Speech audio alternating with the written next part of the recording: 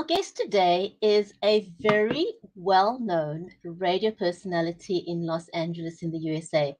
He is a news anchor on KNX Radio, which is the CBS flagship station, and he's coming up for his 50th anniversary in radio. That's a whole lot of years behind the microphone.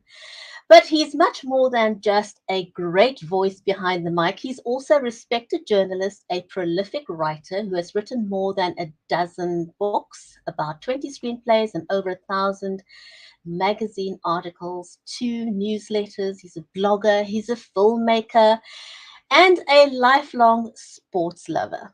And if you think that that is all, he's also a sportscaster, a respected sports historian, and an expert sports trading cards. But he has also found time to raise funds for charity for children. Stay with us to meet the man behind the famous voice of Bob Brill. Don't go away, we'll be right back.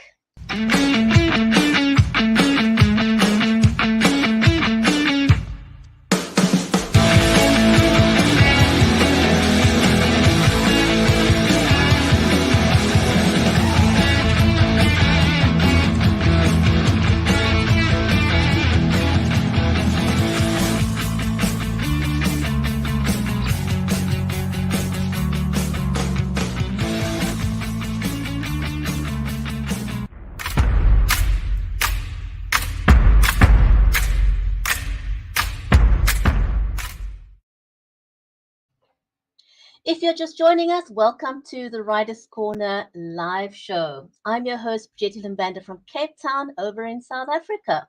And our live stream is made possible by Creative Edge, StreamYard, and BeLive Media. A special warm welcome to you, our viewers, whether you are watching us over on Amazon Live. I've got my phone right here, so we're monitoring the comments in real time. And also, if you're watching us over on Facebook, on LinkedIn, on YouTube, on Twitter Live. We are watching the comments, so welcome to you guys over there too. And if you'd like us to give you your shout out, if this is your first time, we'd love to do that to welcome you.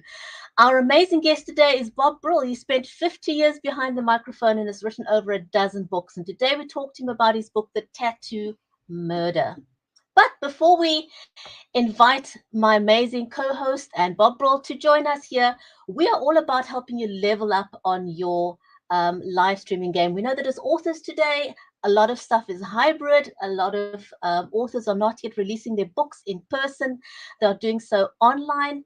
And so we've got a couple of recommendations for you. Both myself and my co-host use the Logitech Brio camera, which is a great, great, great camera that we want to recommend to you because it's got the trademarked Right Light HDR technology, which means you don't have to fuss too much about your lighting. And of course, for audio, I personally use the Samsung studio condenser microphone. It's got a solid die-cast construction, which reduces noise vibrations, and so it's ideal for going live.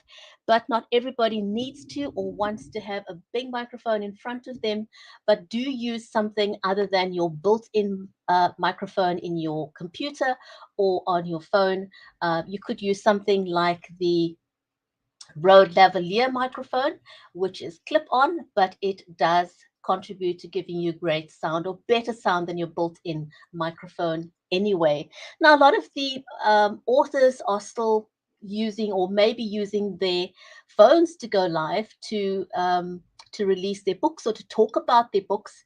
And one thing that we do want to caution against is holding your phone in your hand because it makes people seasick when it jiggles a little bit. And just two recommendations on that if you're wanting to demonstrate your books that you could use along with a tripod is something like the DJI Osmo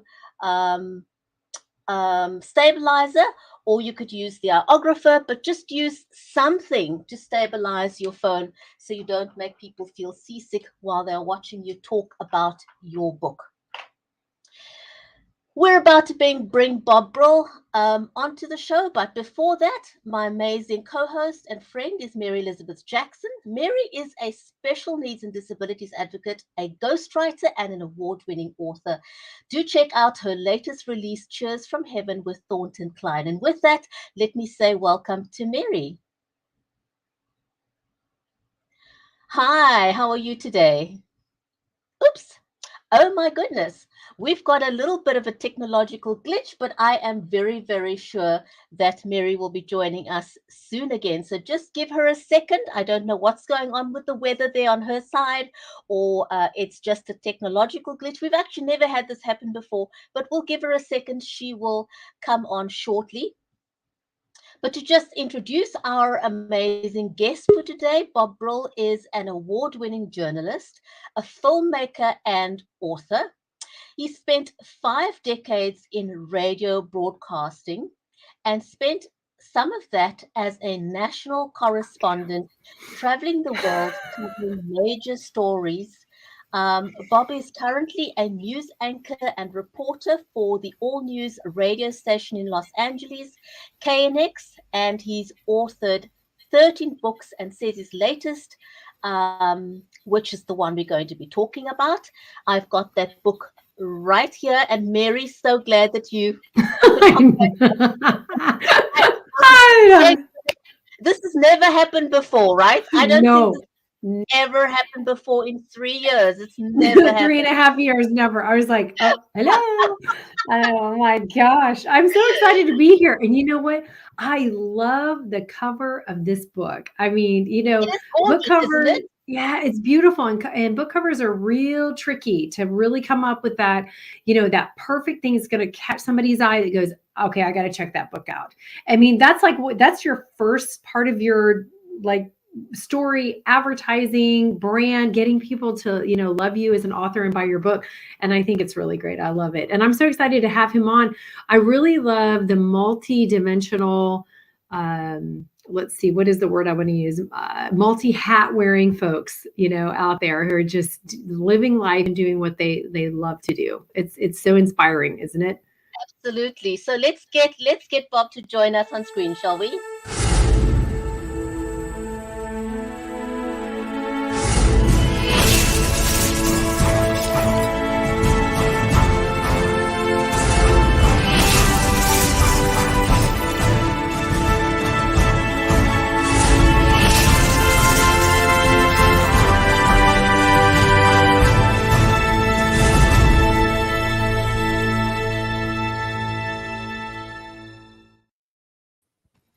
Wow, ladies, I feel like I've just arrived from Krypton and I'm Superman. Well, you are. If you didn't know it, you are Superman. Did you hear your bio? I mean, did you hear your bio? Holy cow, you are Superman. Well, I'm so happy to be here. I've been looking forward to joining you, ladies, and it's such a wonderful thing just to be here. But fire away, I'm ready. All right, we're so excited to have you. I'm going to fire away with a completely off-the-cuff question, which I don't think you're going to be expecting. Yeah, she doesn't know. I don't think you've ever asked anyone this question before. So. Oh, okay. Well, okay. Let me get set for this one then. Yeah. Bullets, So you've spent almost 50 years behind the microphone. Mm-hmm. So people know your voice more than seeing you. So I've got to ask you this. I just have to ask you. After spending all these years behind the microphone, do you have a favorite microphone or one that you would recommend to people? It's interesting because I was watching your intro and you were talking about, and a lot of the things that you were talking about, the stabilizers and stuff, I'm saying, oh, I got that. I have that. I have that. I have that. And to be honest with you, yes, this little microphone right here, which is very much like the one you were talking about that you're wearing, is probably my favorite because, first of all, it's hands-free. I don't have to worry about that. And you can see it right here. There you go. You got very good loud sound. Yeah. And I've tried a few different mics over the years. I mean, the studio mics we have at KNX are really good. They just add a lot of volume to your voice. Of course, now that we're on FM2, it makes a big difference. It adds a whole lot to your voice. I'll just say adding to your voice. I won't say any more than that. Yeah, I think this particular microphone, and to be honest with you, I can't think of the name of it off the top of my head, works a whole lot better than some of the others that I tried. I don't have to worry about where the microphone is to get good sound. It's just it's there, it picks up my voice, and that works. Awesome. I know. I often talk to people about the importance of good sound. Mm-hmm. Because, sometimes the picture can go wrong due to technology, and people will continue listening if they can hear you. But if you have a bad picture, a good picture, and they can't hear you, people will tune into a different station, right? Mm-hmm. Well, the recent documentary we shot on the Great Somar earthquake, which was 50 years ago, or actually 51 years ago now, we opened with a black screen and the geologist talking about the earthquake itself, a perfect 15-second cut talking about the importance of that. And we thought about having her on screen, and we also thought about putting something else in the background, like earthquake activity. And I said, no, the words here are so important that I just want a black screen, because you're going to focus on that black screen and say, well, what am I watching? And then and her name across in white, and then you had to listen for 15 to 18 seconds of her, because it was so important in setting the tone for the documentary. Oh, I love that. Okay, so I have two questions for you. One is, as you're talking about filmmaking, is that your focus? Because we haven't discussed that. Is documentary your focus for filmmaking? Not so much documentary, but filmmaking. I've been having meetings this week, which is actually good.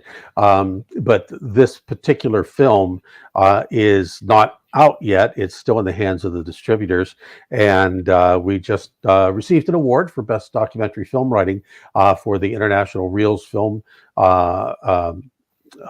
Festival in India just last week. So we got that honor. It's kind of nice. So we got a couple of laurels with that. But actually, I'm kind of diverse when it comes to filmmaking. I've written a bunch of scripts. I've written some TV pilots. Still working to get those sold. And but people ask me, well, what genre do you write? And I just tell them, I say, look, I don't write genre. I write good stories. And to me, that's what it's all about. And whether it's there's two biopics, one is my own, one is based on my first book, which was Fan Letters to a Stripper. And that was a coffee table book. And that is about the life of one of the most famous burlesque dancers, you call stripper burlesque dancers, of the 1940s and 50s and 60s, who married a Major League Baseball player in 1955, and their relationship over the course of 20 years. And it's my first book. It's the screenplay. It's my passion script, and we're just that's one of the things we're kind of pushing at the moment. Okay, so that leads into the next question, and I think you just answered one part of it. So, writing so much that books and stories and screenplays and all this stuff that you have in your life, what do you think makes for good storytelling? And is what you just told us your favorite piece that you've done so far?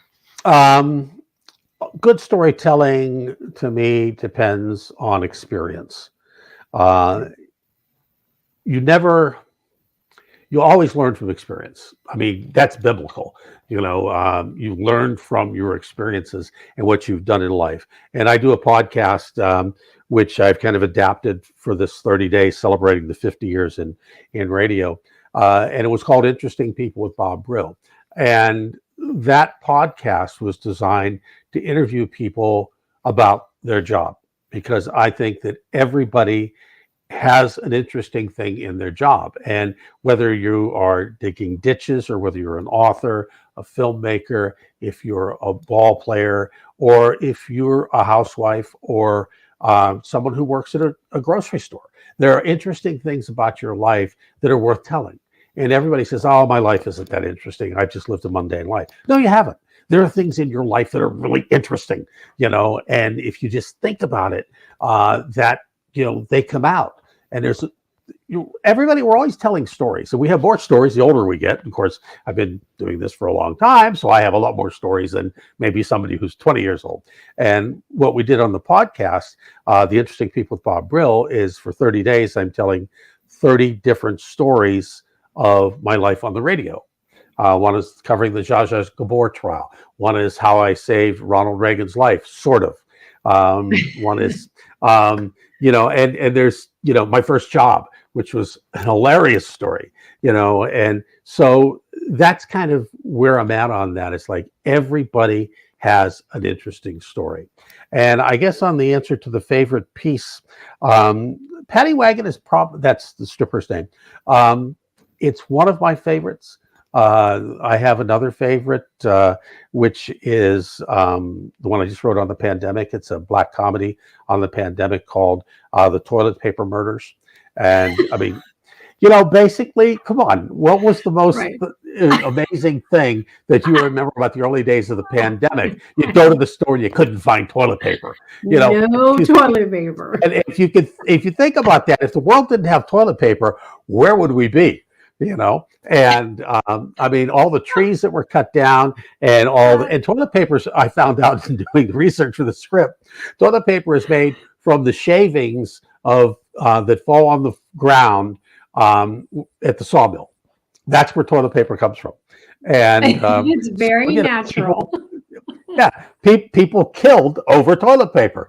And that's where the Toilet Paper Murders comes in. It's a script where I love the script. It's one of my favorites. And that I've written a couple of Westerns, which I really love too. Oh my gosh, we are gonna have to win. You have to let us know when that's coming out. Because I tried to buy paper towels just the other day on ClickList, and it's like you only purchase in the store. I said, oh my gosh, are we going back in time? I have great pictures of these empty shelves. Or you walk down the an aisle with certain groceries, and they're full. You walk down an aisle where the toilet paper and the paper goods are supposed to be, and they're empty. And people are fighting over the last roll of paper towels or whatever. So and you bring everybody in your family, and everyone gets a roll, and everybody goes to a different thing to check out. And if you're smart, you charge them double. Oh my goodness, that is hilarious. That's hilarious.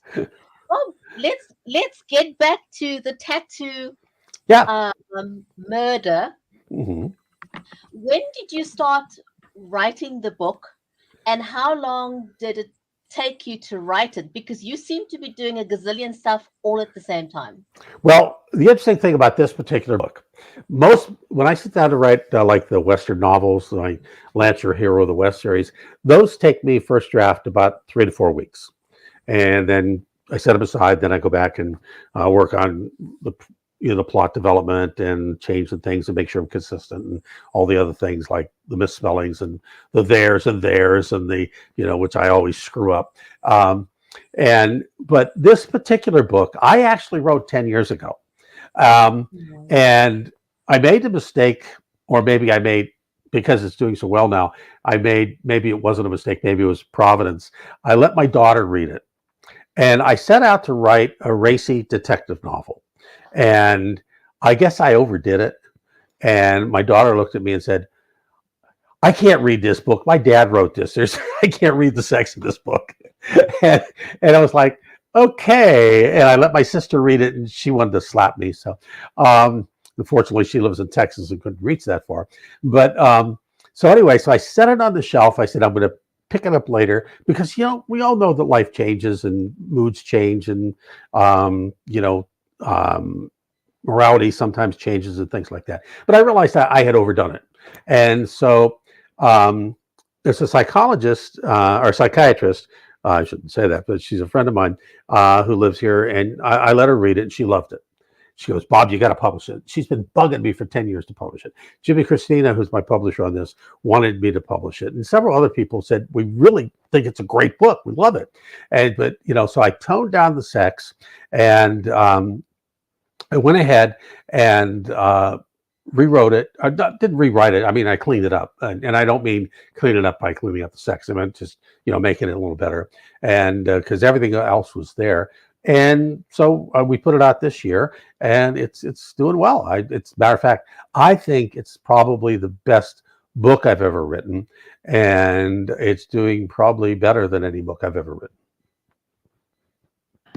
That's exciting. We love those kind of stories that, it's like the person who's been writing a book for 30 years, and putting it down and bringing it back and putting it down. And then it turns out to be, it's amazing when that happens.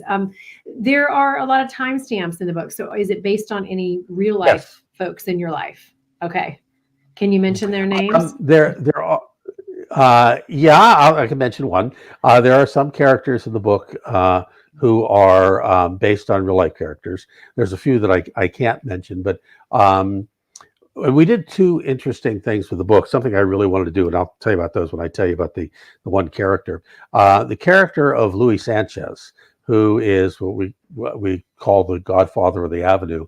And he is, his real name is Louis. I won't mention his last name, but he's a very good friend of mine, and I mean a longtime friend of mine, and I love the guy to death. And his picture is actually in the book. One of the things we did is we put a timestamp, timeline in the book, so that every scene in the book, like a movie script, is dated, the time of day, and where they're at. So you know where you're at. And one of the reasons I did that, first of all, I found out it worked. The second reason is when you read a book and when you're getting tired, your eyes are getting tired, you always look, well, how many pages to the end of the chapter? And I'll just read to the end of the chapter. Well, in this book, the timeline may be 2 pages. It may be 1 page away, maybe 6 pages away, because it changes so much, so that people have told me they can't put it down. And I think one of the reasons for that is that they go to the timeline and they say, well, the next timeline is only 2 pages, so I'll read to that. The next timeline is only 3 pages. The next timeline is only 1. And they'll read, and all of a sudden they've read 20 pages. So that is helped. And that will be the way the sequel will work as well. Jimmy asked me to write a sequel, and I'm going to do that. And that'll be based on an actual case that I covered when I worked at a radio station in Fresno, a murder case there. But it'll still be the same characters and same setting. I'm just going to transport it because it's fiction. And the other thing we did is I wanted to give the reader a feeling that it was real, it was live. They were in this moment that was that actually happened, even though it's fictional. And so what we did, we took pictures of places where the book takes place in Ventura. And there's 10 pictures in the middle of the book of scenes in the book.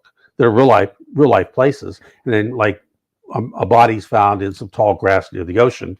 And so we have a picture of the tall grass near the ocean where that fictional body would have been found. And of course, the book opens with a murder, the body washing up on shore, and you see that in the first picture. But there's a picture we took in front of a cantina of actually Luis Sanchez, who is actually the real Louis. And I describe him, and my relationship with him is real. And so we have him facing away, but it's actually him. It's actually this Louis, who is Louis Sanchez. When I gave him the book, I said, "You're chapter 8, dude. You're chapter 8, bro." And every other word with him is bro, and it's the way we communicate. And so I said, "Hey, bro, you're chapter 8. You got to read that. Even if you don't read anything else in the book, you got to read chapter 8. I think I got you."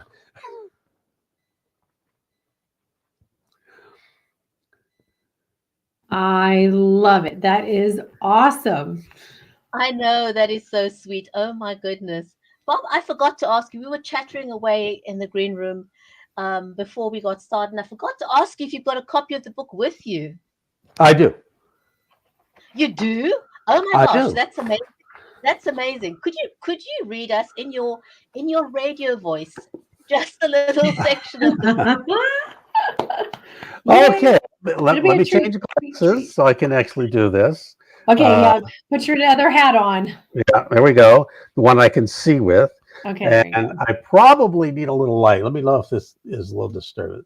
Okay, there we go. Let's not do that. It's good. All right, let's go to chapter 8. Okay, I know. We'll start from the beginning. That's the easiest way. Okay. Okay, here we go. Beach at the end of Seward Drive, Ventura, California, Thursday morning, March 23rd, 2012, 7:15 a.m. The bruised, battered, and bloated body of a big man lay nestled up against the jagged rocks which formed the breakers along the central California coastline.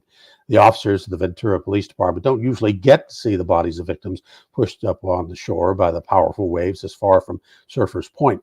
These types of crimes are usually reserved for their counterparts in the big cities of Los Angeles and San Diego. It's not that Ventura doesn't have crime, it does.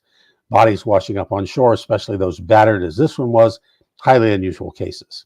Any idea who the stiff is? The policeman asked the half-dressed man who had come out of the beachfront home to see what all the fuss was about. No one I know, the 30th man with the long, scraggly hair and tattoos replied. Of course, you could tell he's pretty messed up. The officer heard another patrol car approach and looked over his shoulder to see the backup units moving into place. A small crowd was beginning to gather. There were several coffee shops at the end of Seaward where it dead-ended at the beach, just a couple of 100 feet from the breaker. They were open for their usual morning business, and police cars do draw crowds.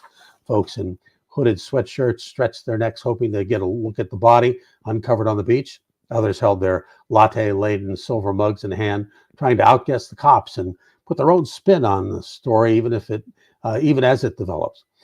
Start putting up the tape. Block off this area. First officer yelled to the others. He's got some pretty fancy artwork there, not unlike yours, eh? Man looked at his arms, covered with tattoos, and glanced back down at the body. They were both covered in tats, and while it may have given the officer pause for question, the man shrugged it off. It's Ventura, man. Everybody has tats, the bystander offered back. And the man shrugged it off with a bit of disgust toward the cop and headed back to his house as another officer joined the fray. And that's when there's a couple of cuss words in there, so I'll stop right there. Now, I totally, knowing Jim Christina, Tuscany Bay, your publisher, I know that he likes this book. Yes, he does. And he actually told me he read it several times and he kept finding something new. Then he found a couple of typos. We had to do that too, but that's okay. Oh, right, of course. Okay, so we know you're not even close to retiring. We know you're not close to retiring because you still have too much left to do. So what is next on your agenda? Boy, that's a big one. We're going to do, I had a meeting with Film Packager yesterday, and we're going to work on making the script for the Paddy Wagon story, the stripper and the ball player, into a dramatic podcast. We're going to do that, and hopefully draw some more attention to that toward the film industry. I'm in the process of co-writing a script which I've wanted to do for years with a longtime friend, a friend of mine from the 7th grade. We go back to junior high school together, and we've reconnected. He's in Atlanta, I'm in LA, and we're working on a script, a comedy, which I can't tell you much about, unfortunately, because it's a very unique idea. And in the back, and I'm working on another plan for a script with another friend of mine, and we're also somewhere in the next year and a half, I've got to write the next Lancer book, and I'm laying out the format and all the storylines for the sequel to the Tattoo Murder, which I can tell you will be called The Belt Buckle Murder. And it's based on, like I said, a case that I actually covered in Fresno. It'll be adapted to Ventura and be more intrigue and than was in the actual case. But the basis is the actual case of that particular murder. So that's kind of where I'm going. Well, you have so many things going on. And you know what? I think find your passion in life, because then you never are without something to do, right? Exactly. You know, and I tell people, I say, you know, that be a student of history, not a victim of it. And that goes back to the experience, you know, the experience level. And I think somebody asked me once, why do I do so many things? And I think I told them that it's because I never really decided what I wanted to do in life. Yeah. So I do a lot. And it just, you know, I guess what my wife says too is that what she likes about me, and I know, hope there's more that she likes about me than this, is that, I get an idea and then I do it. I don't want to sit back and take the time to figure everything out. I'm not a person who plans and says, okay, a year from now I'm going to do this. I kind of jump in, and if it works, it works. If it doesn't, I'll refine it. And if I really want to keep doing it, because I do another podcast on fantasy football with Eric Kramer, who's a former NFL quarterback, and so we do that. So I'm kind of going to start have to limiting myself a little bit, only because I'm running out of time. Because I still work 4 days a week at KNX, and 2 of those are in the overnight hours, which really kind of screws up your timing during the regular week. So, but so yeah. I do a lot of things. I enjoy working. I never, ever really want to officially retire. I may leave a certain thing behind and allow myself to do other things, but I don't really ever want to retire. It's not. I'd get bored. Yes. Well, we have to have you back on, right, Brigetti? Because I know we have to go. But Bob, thanks very much. This has been amazing. It was wonderful getting to know you better. And I really, Thank you. put it down there in the ticker. Be a student of history, not a victim. I really like that. Oh, yes. thank you. Thank you. Really, yes. that's really, really cool. Thank you so much for your time. And yes, we definitely would love to have you back on the show again. It was great having you as our guest today. Thank you, everyone who's joined I'll be us here live today. If you're catching the show on the replay, this was an amazing interview. And do check out, if you're watching us over on Amazon Live, do go ahead and check out the book, The Tattoo Murder by Bob Brill, our featured author for today on the Writers' Corner live show. We'll see you next week. Same time, same place. Take care. Stay well. Bye for now. Thank you, ladies.